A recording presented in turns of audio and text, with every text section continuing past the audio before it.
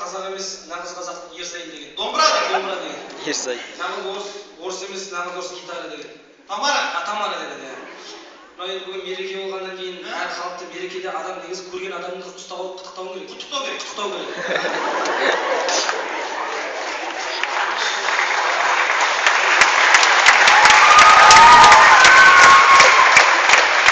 Өзімнің жүрек жарды әнімді жолдап қалайын. О, ән айтасың. Қандай? Тамаша ән, Өкімен кәмшат деп Өкілі кәмшат. Өкілі кәмшат деп аталады. Ал.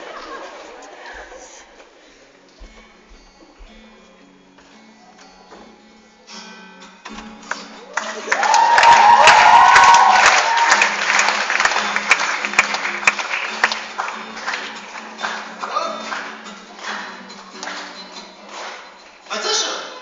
Қандай өлең дейді? Жоқ, қандай өлең бар сізде? Жетеді мен өлең. Қандай? Жастар талабына саян бәрі. О, мында жастардың бір түнгі клубта қосылатын ән болса.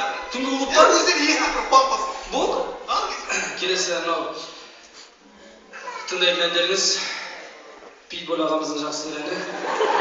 кімнің? Питбуль ағамыздың Қандай? Питбуль ағамыздың жақсы бір әні Әкеге сағыныш деген ән. Ол кісінің сондай ән шыққан ба? Иә. Жоқ, жақсы екен. Біз естуге тағы да әндер бар. Келесі олай болса, келесі бір жақсы ән болсын. Сіздердің құрметтеріңізге мынау 50 Cent ағамыздың әні Кешірін ауылымды деген ән.